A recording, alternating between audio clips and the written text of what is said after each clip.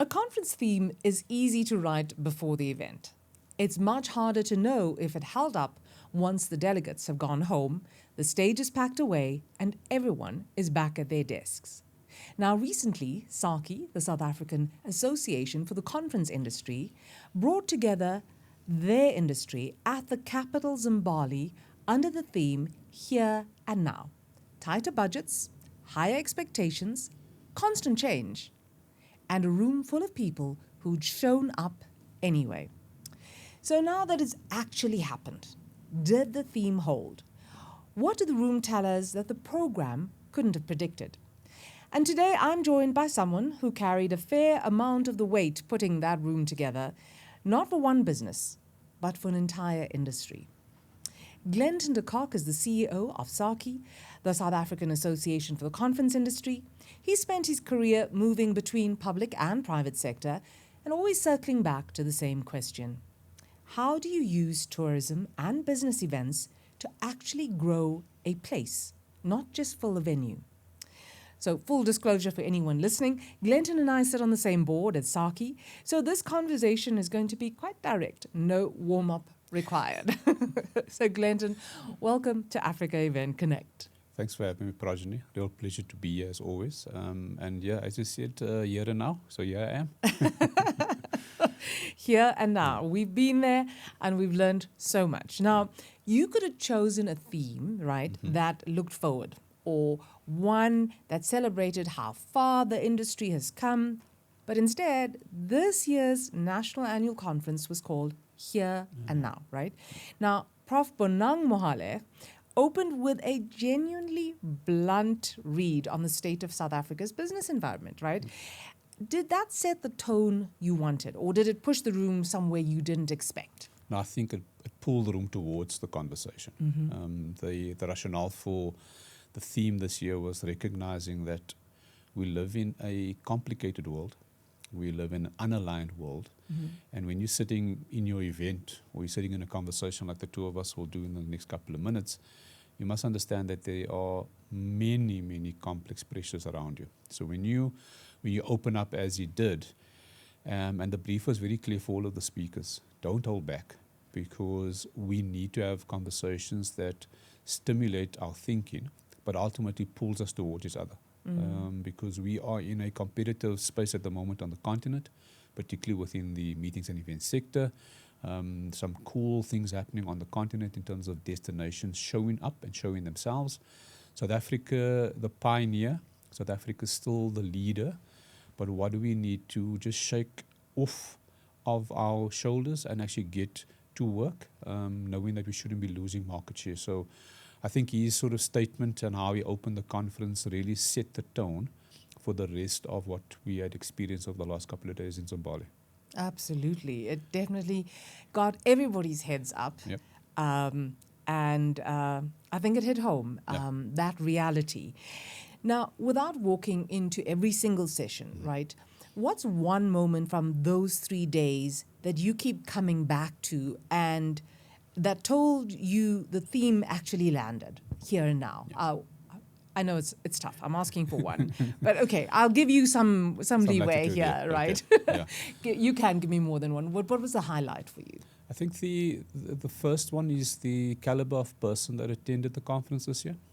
I think if I look at who we had both on the stage and in the room itself, it was the people who drive this industry every day.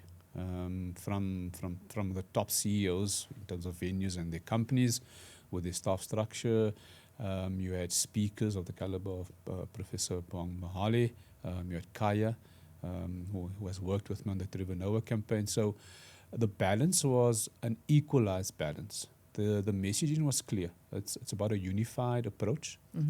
It's about understanding that in that unified approach, let's have frank conversations so that we have a unified narrative about our country as well. The sort of final takeaway for me that landed quite well is that will people continually have the conversation after the fact? And I think that is happening. That happened already. And one in which it was one of our pillars as the association around not only networking but around education.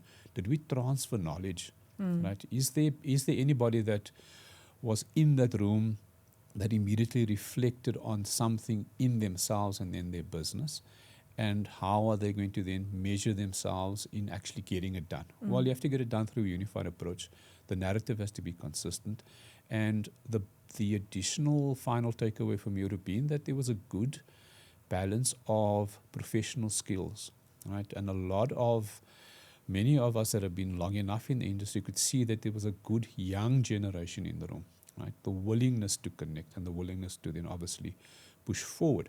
The challenge after a conference is, so how long can you hold the momentum? And in holding the momentum, what happens then with some of the key projects that must be delivered? How do you get that right? Well, that's about the frankness of the conversation. So for us to do what we did for day one was laying the foundation to go, and I think Chafiwe, CEO from the Tourism Business Council, was quite clear, and a lot of people have mentioned that complaining is not a key performance area, right? And I think from a pure industry side, and even at a South African level, we think that by complaining we're doing good for ourselves as an association. I think for many of us in this industry, you don't actually have time to pause because you go from one to the next to the next. So deadlines is your key performance area. Yet you needed to just put a little time out on your door and go, listen, I'm at the SAACI conference. I'm 3 days there. I need to pause, listen a little bit, reflect on what we need to do, and then execute going forward as well. Because I don't think that we're going to see much global change. So this is our new normal, right? This is our new normal. What do we then need to do from a Destination South Africa perspective? And how do we, as we've done between AXO and SAACI, how do we find a unified platform to work on something so that we can show the industry, we can recognize where we need to go to, and importantly, as I said at the onset, we had the right people in the room. And for me, that is probably the biggest takeaway, is that anybody that can make a decision, anybody that can provide influence or unlock a particular door that's been closed for too long for our industry, that person was in the room. And that for me is one of our success factors, that we were able to pause with the right people in the room, and we actually had frank conversations. Yeah. You know, I mean, most conferences you go to, or most events you go to, often the topic of discussion is the future, preparing for the future, and what's coming, and the trends, and etc. But the here and now, I almost felt initially created some kind of discomfort. Forcing us to be present, forcing us to look at what is happening around us, and almost questioning, but why? You know, why do we are here, we are present, we are here, we are doing, we need to prepare for the future. But I love the fact that through those conversations, you figured out that in order to prepare for what's ahead, what we do now, right, is crucial for the industry. That's right. And that creates so much of sometimes resistance as well, right? Yeah. Look, the easy out here is to almost convince yourself that everything is okay. Right? Yes. And in doing that, you can also create questions and themes that goes, it's fine, we delivered, everybody's there. I mean, we had a big debate around attendance numbers. Now, we've been to events where you can do 400, 500, 600 people. You can do events where you have some of the world's best good speakers there. For us as an industry and association, the year and now was deliberate on the understanding that you needed the right people in the room. You needed to have these conversations with each other. So while you're getting the information from the stage, the moment you move into the coffee or the lunch break, does that conversation continue? And then are you recognizing that in that lunch area, there's somebody that you needed to speak to immediately? Right? So everything was in the present.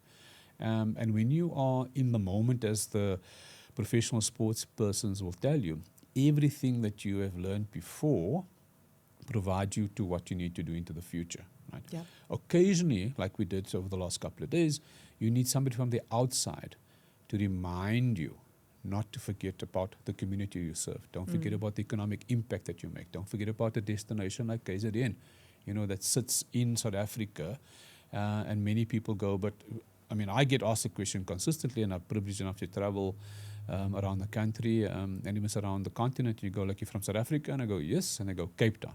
And I go, no, Johannesburg. And then it's a debate about, why not Cape Town Yep. versus Johannesburg. And we forget that when we look at our country, and all of us says we've got a beautiful country. I had the privilege of, as all of you know, I've had the privilege of working on the recent River Noah campaign. And one of the biggest challenges there was, how do you show somebody within 2 minutes what South Africa has to offer? And how do you take the words to match that? And the same with the here and now. You need to recognize that many people plan to come. We have the significant privilege of bringing them here for an exhibition, an event, a meeting, an incentive. Yep. Right? They're willing to get up from their homes, travel 11, 12 hours, sometimes 24 hours, depending on where you're coming from the rest of the world, to come and see what you and I take for granted. Yep. Right? And when you do an event like we did in KZN, you recognize the fact that there's far more beauty than just Cape Town. There's far more opportunity in terms of development, and particularly in the north coast of Durban, that you have to ask yourself, so why is that narrative not being shared with everybody else? And second, many years ago, some destinations would sort of term themselves as the best kept secret. I've always had a problem with that, because if you're the best kept secret, why the heck are you in tourism, or why the heck are you in eventing, for instance? Absolutely. Yeah. But let's talk about destination, because that is my next question. So why KZN this year? Why the Capital Zimbali for this particular conference? So I've been working with a team from the presidency as well as KZN, and one of the first meetings that they called me into it was just about the perception of KZN. Right, I mean, Durban in itself, infrastructure problems. So the mind says now, when you say Durban, you go, there's infrastructure problems. So then you go, like, no, we're not going to go there on a holiday, or we're not going to put our event in there, right? Yep.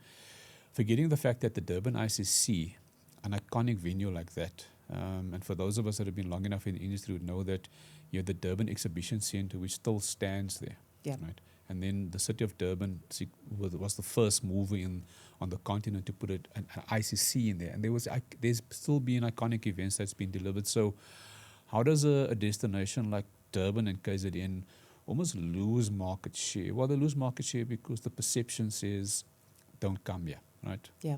Organizers say, like, we're not going to do this, right? And we were deliberate that as a association and as a trade organization, we need to go around the country. And we've done that quite successfully over the last couple of years with moving our conference around. We even went to Addo in the Eastern Cape in 2023. So for us, it was finding the right fit. And the fit in that we need to bring delegates, speakers, suppliers to KZN as a destination.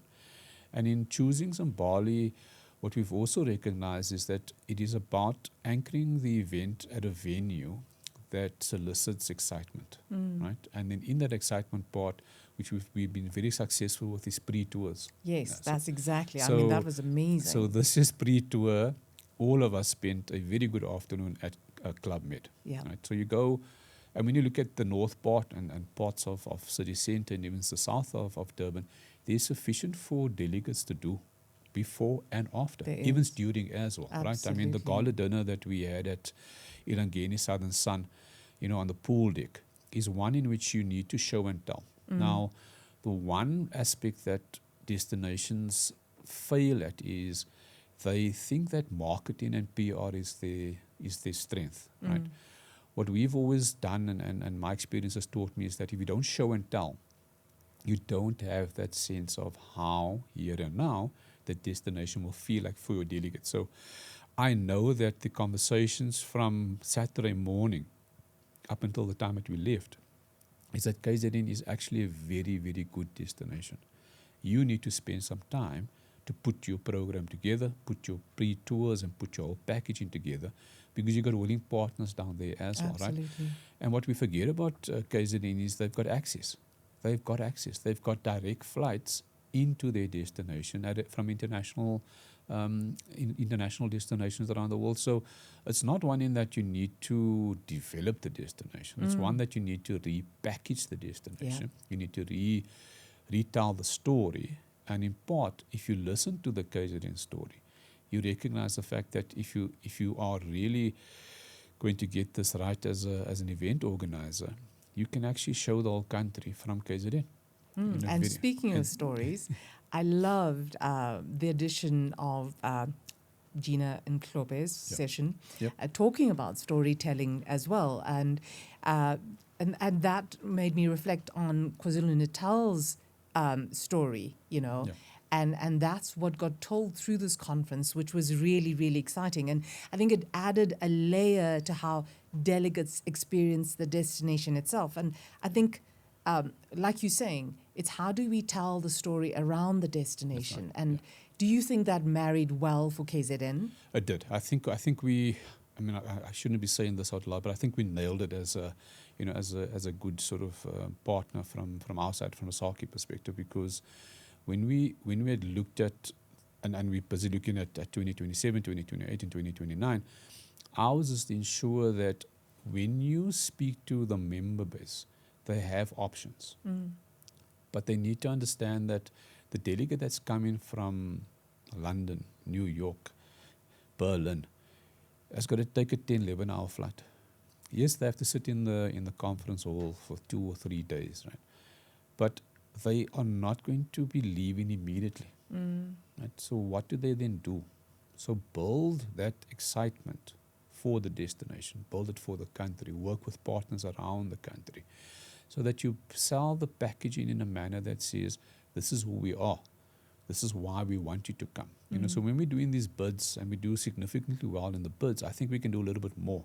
We can actually convert a little bit more by adding the storytelling to it. Right? And in that way, if you look at the speaker lineup, we had some really good storytellers, right, with some very heavy topics, but they were able to tell the story. And I'm of the view that for what we did in the conference, and what I'll keep doing for KZN and other parts of the country, is find your uniqueness in your story, right? Because in that uniqueness, you see South Africa, but you see South Africa in a far different way that ultimately links to how we got to where we are right now. And in that future storytelling approach is, how do you hold us through to the value proposition? Because everybody says we are friendly, we are welcoming, we're beautiful, we got like lovely food, the wine is good, but it's about the people. It's about you and I that are South African to the core, that need to ensure that when somebody says good, bad, or ugly about the country,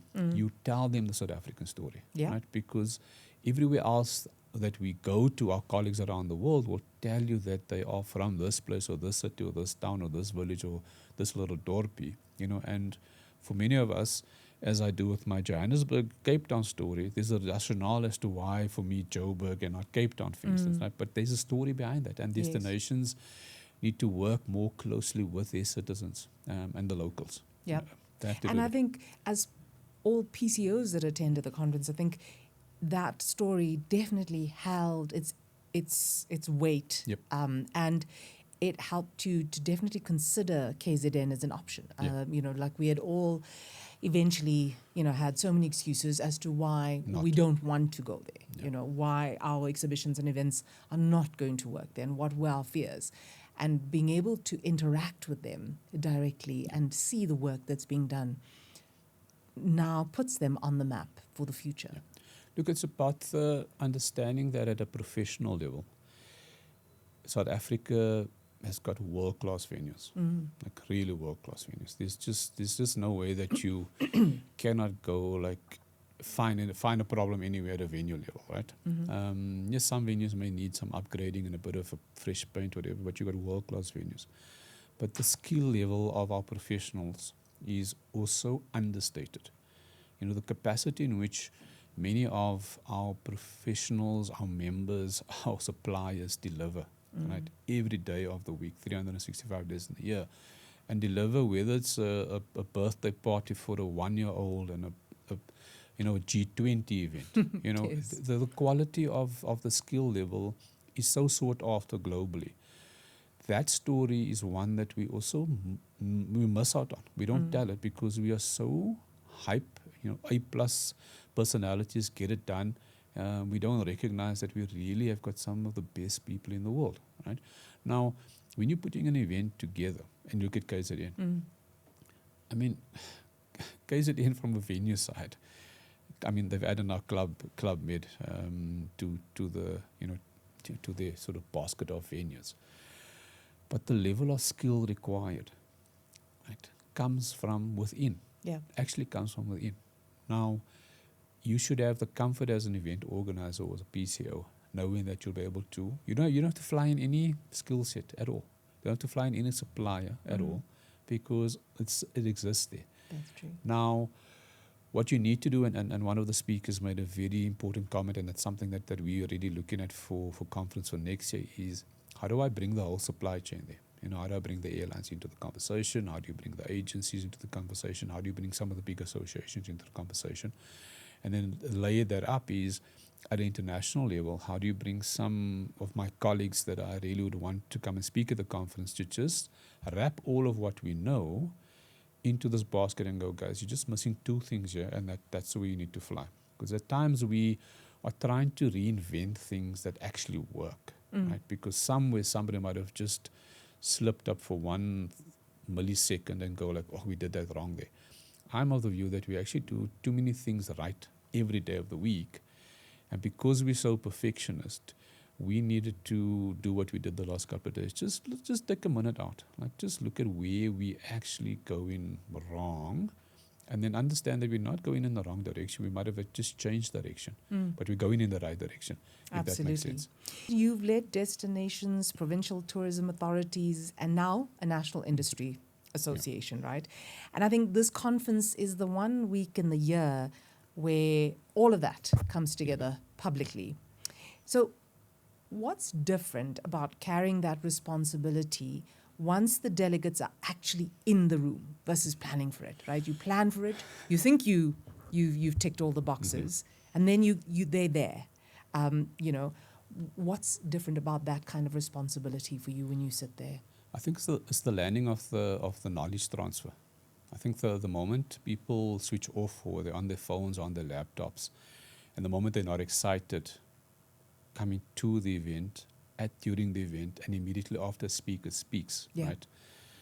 That for me is one of those that and you were there, you most of you see where I stand during this particular conference, is to ensure that the preparatory work that we did, and the logistics is one of that, but for me the core focus is on the delivery of the message, right? How do you take the individuals that we had on our program this year and in previous years and go, the audience you're speaking to is diverse, they're complex in what they do, they're at different stages of their careers and their lives, they're at different stages of their business areas, but how do you singularly weave the here and now theme as we did this year, ensuring that everybody that gets on there nails it and goes, this is how you guys need to do it, this is what you need to do.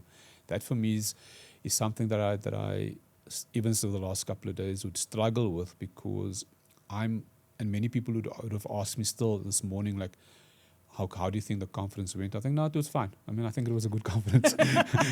But it is there's like, so the follow-up will go, but, like yourself, Professor Bonang Mohale, Dr. Pali, you had Mike Saunders that closed out for us on Tuesday, like resonated with the information. That for me is, as long as people are able to take 1, 2, 3 or the whole package at an information transfer level, and I can see that in 6 months' time that they've actually continued with it.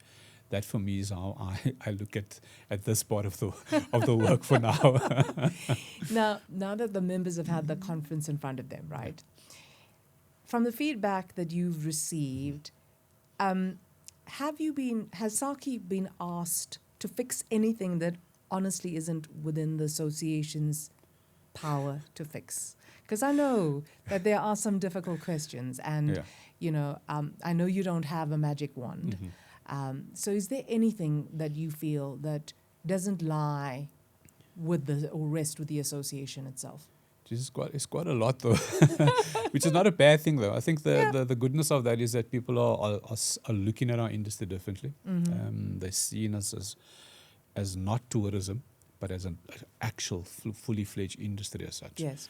The fix for me is the data, right? The granular data as to how do we get everybody putting it into a little machine or into a little research project. because that will give you a greater sense of the impact that we make. And that requires their input more than yours. Than mine, right? Because I'm at the moment, and the position that we have between SAACI and AXO, I mean, we're going to go public with the RFP for the data that we're wanting to use. But my commitment has been simplistic. It's about the integrity of the data. It's finding a partner. And as most of you have seen, APSA have come on board. It could be an APSA annual report that we put together, and they help manage the data on our behalf, hold it in the storage what needs to store. But we need everybody to input into that. Yes. Right? Because that tells a different story.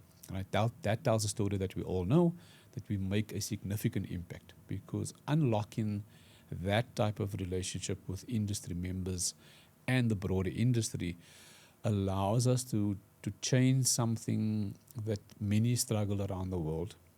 It is, how do you make not only tourism, but how do you make the meetings, the MICE sector, the business event sector, how do you make that a primary sector, right?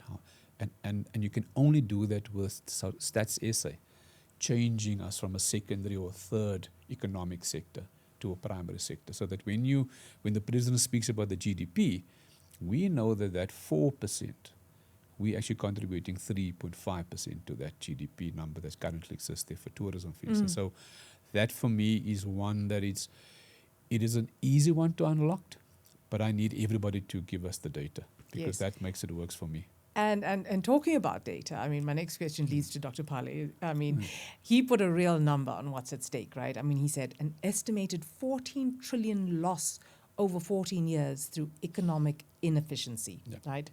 And that's a big, uncomfortable figure to put in front of a room. And do you think it landed, or do you think it felt too abstract to change how people actually work on a Monday morning, you know? I think it landed. I think it landed because for those of us that read the book Who Moved My Cheese, I think the analogy between how he placed the cheese and the mice, you know, intertwined in a way that you really had to pay attention to it, but recognize the fact that 14 trillion he speaks about, some of that is lost, and we're part of that sort of lost opportunity there, right?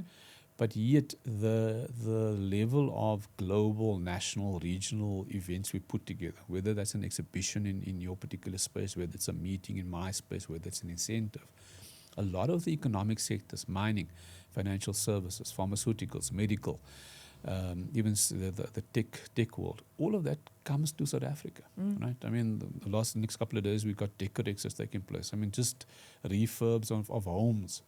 Now, you need a trade platform to get that done. Yeah. You need suppliers, you need exhibitors, you need consumers to come to that particular party. So ours as economic contributor, yes, we're recording where we must record, but I think his rawness of the data, challenging ourselves, encourages me and excites me that he recognizes, like many of the speakers, the value that we bring, right? And in that value, the President's Economic Investment Conference, you know, where they get up and they sign all these mega deals.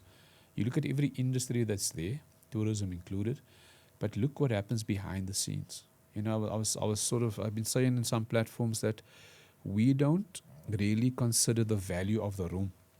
Right? And one person in some part of the country says, but you know, it's the cost of hiring the hall. And I'm like, no, the people that's in the room. The room. Yes. You know, and that value of that room is undersold too many times, right? So that 14 trillion sits in the room somewhere today. That's true. Right? And for that, we must be the custodians at association level, ensuring that we do the right thing by our communities, and that when government speaks about, you know, the next generation, unemployment, we are making a contribution to eradicate all of that. What we require is a bit of flexibility in how our associations are put together in what we do. I think your previous question sort of alluded to that there would be things that we're going to have to just step outside of what traditionally associations seem to have been doing before, because for us to answer some of these social economic impact issues in our country, we might have to just do specific projects more deliberate, more clearer, that allows us to accelerate the youth absorption into our industry, accelerates the next skill requirement in our industry, and importantly, creates far more SMMEs, startups in our industry as well, right? Because our industry is a sexy industry when you start and you get closer to it, right? But the way in which we sometimes sell it, yes, it's long hours, it's awkward weekend work, it's difficult people, demands are there, deadlines are there, cost pressures, as you said at the start of the conversation. But it is an opportunity that I think we need to grab with both hands at the moment. We need to find a unified approach as an industry across the board. And we also need to ensure that for the legacy, and that's what I said at the closeout. I mean, SAACI is 40 years in existence next year, right? So for me, it's a conversation that I would have with the people that came before, right? Did you expect this to happen, right? And then it's a conversation I've been having with myself the last couple of days. So when people look back in the next 10 years, when we get to 50, I probably won't be around by then, but when we get to 50, what would they say about you and I that are currently on the SAACI board? Right? Did we do the right thing? Did we recognize here and now in the moment we needed to make the change? Do we take all of that sort of good, bad, and ugly that comes with when change happens? Because change is not for everybody. So we persevere, because imagine 39 years ago somebody said we're going to start this association called the Southern African Association for the Conference Industry. I mean, how did that go down? I'm just trying to figure that out, because I spoke to one or two people who came after the fact, and they were reminiscing as to how uncomfortable they were, how uncertain they were as to how this thing is going to pan out. Even it's like asking people to pay a membership fee. Like, what's the rationale for that? What's the value for that? Well, those questions still stay today, but the need to be organized as industry, and you and I worked throughout the pandemic when we were pulling everybody together for the reason to open. Right now, we've been open for 4 years. I'm of the view that if we as associations just put aside all of our egos, put aside what we think is right, and listen. I think that's what SAACI did the last few days. We listened to each other, right? And I think that's why the sort of momentum and positiveness out of that is because we gave each other a moment. We actually gave each other a moment to listen. And then somebody else, like Dr. Pali, came along and go, if you listen more carefully, I can actually help you unlock something here. And for me, that was the beauty of his presentation, is that it was so simplistic in how he did it, but there was so much weight in what he was saying. Absolutely. And it was an invitation indirectly to go, I see you, but can you see that I can help you? Yeah. Exactly that. Now, I think we covered so much on the program, and so much of, there were so many highlights.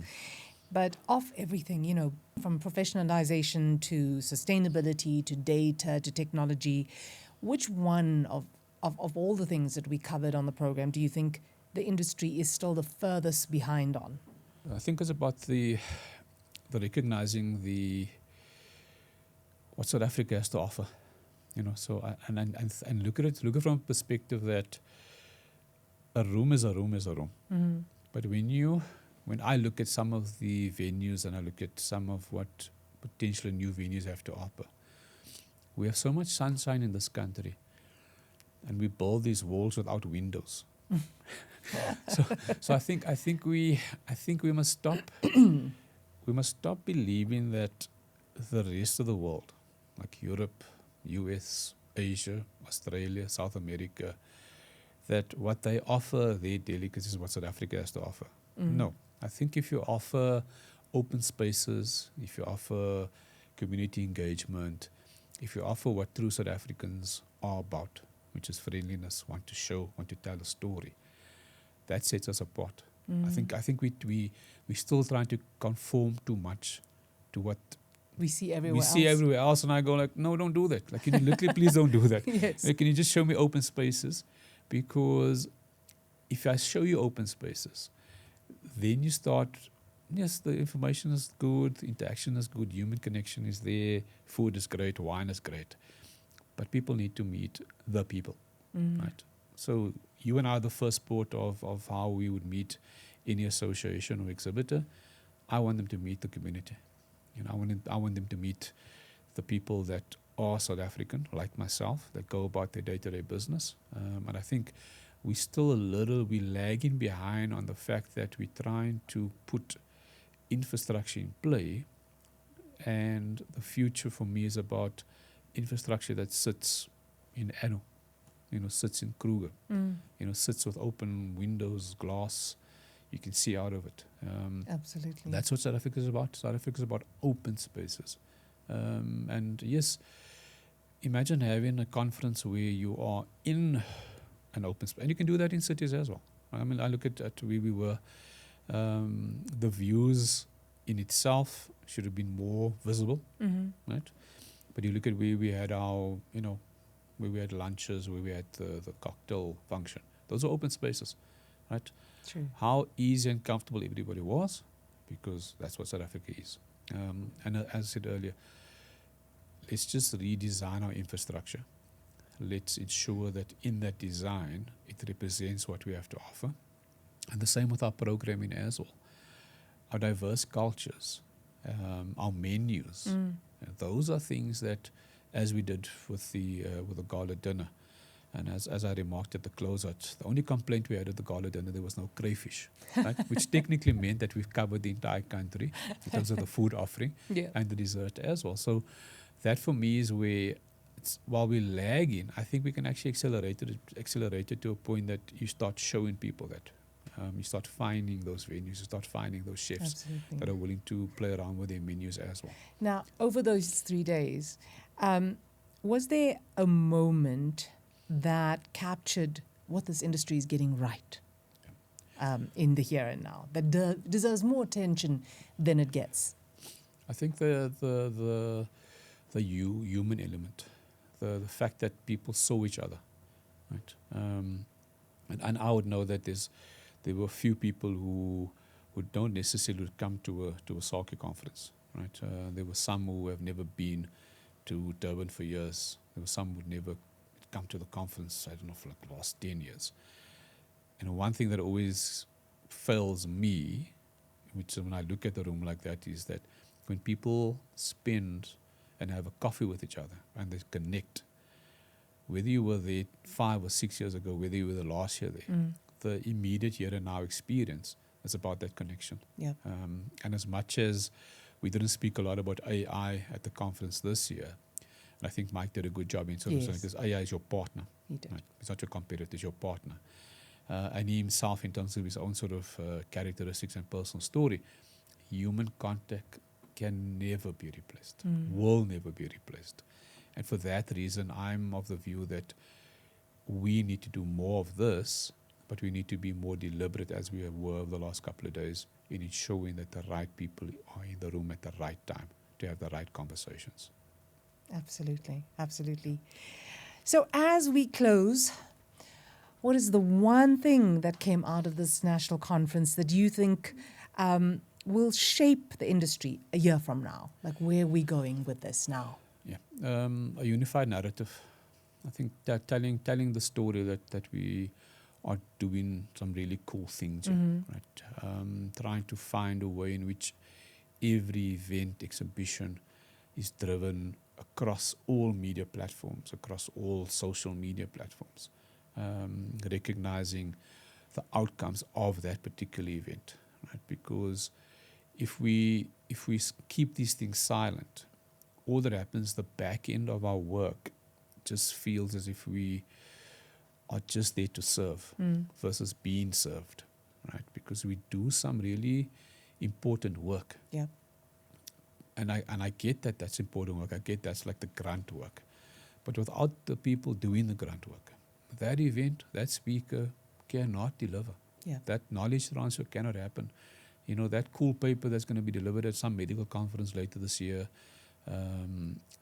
cannot happen without the supplies, cannot happen without our industry. So the recognition of a narrative that says we are not tourism. We change lives. Your life changes every time you enter an event. Must be at a particular level that is not disputed. You are constantly chasing the importance of helping somebody that doesn't know that they need help, right? creating a memory for somebody who is going to be told in the next couple of days that they're going to go to a conference or an exhibition or to an incentive to South Africa. Right? So there are people that have come to this country. G20 was a good example, that would necessarily not have come on holiday, right? But because they've been for the event or the meeting, they go back far better, far changed, and willing to come. And that for me is the critical mass, that we must never forget the work that we do actually matters. And every time we do our work, somebody's life is definitely changed. Yeah, absolutely. You know, what strikes me from this conversation, and I think my experience during these 3 days and the build-up as well was really exciting as we built up and realized who the speakers were going to be and the wealth that you were bringing and the knowledge sharing that you were bringing into this conference. I suppose it was never meant to be a comfortable conversation. Definitely not. It was definitely not. I'd be so disappointed if it was. You know, and it wasn't a promise of a 5-year turnaround plan or anything like that, but it actually asked us to be honest about where we actually stood and then to do the work anyway, right? Together in one room for 3 days. It really, truly was uncomfortable yet inspiring. Correct. Yeah, you know, it was. I think, look, the beauty of me sitting here now after all of what we did the last couple of days is to like have an open conversation like this, because when when you're doing this, you're never sure how it's going to land. And second, you must always prepare yourself for great work or no, not so great work, right? Because that's for me what I've learned within the eventing space is you're not always going to get it right, but what you must strive for is consistency, right? And you must make people uncomfortable. For me, it's important that the moment you find yourself in a comfort zone, that is a warning sign, right? That's a warning sign. That is true. So I hope that we achieve the mark in just recognizing that let's just shake the tree a little bit.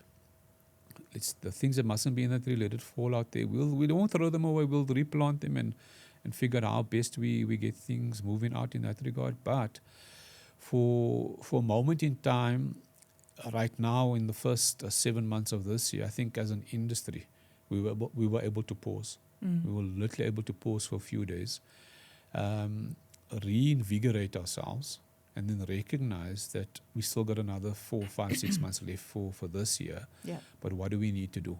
Like, where do we need to do that? And I think a lot of people have put their hands up to go, I'm in. I want to help. How do I help? Which is great. Which is a good sort of response for me, and a good thing for our industry, because if we just have 3 or 4 people doing it, that is in itself a lot of strain, right? But if we have the whole country working together, far better way to achieve what we wanted to achieve. Absolutely.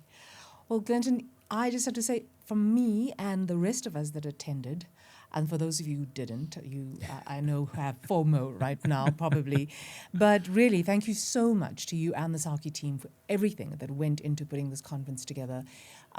It was so well thought out, so well executed. The before, the during, and now the after. The conversation continues after Zimbali. So it really is amazing. And I always say, if you want to be a member of an association, the best way you will get something out of it is if you're an active member. Must be an active member. Active participation is what delivers the rewards. Correct. Happy. True to that. I'm the worst salesman. So I don't sell anything to anybody, because I hate to be that person that says, because you sold it to me, it didn't sort of benefit. You must feel that this is the right thing to do. You must feel that as a good sort of corporate citizen that you're contributing to the industry from a broader perspective. Mine is just to continue to drive value, but allow platforms for participation and for you to contribute to the industry over time as well. So we look forward to welcoming many more in a year's time. And we're really planning for next year in terms of what we're wanting to deliver. And I'm sure that the world will be a far different place than what it is right now. And we will be ready to help the delegates and the industry going forward as well. So thanks very much for having me again. Appreciate it. It's an absolute pleasure. And to everyone listening, if you're not a SAACI member, You probably have FOMO. If you didn't attend the conference, you probably have FOMO. But it's never too late to be an active member of this industry, to inspire change, to collaborate, to co-create on these platforms that associations like SAACI create for all of us.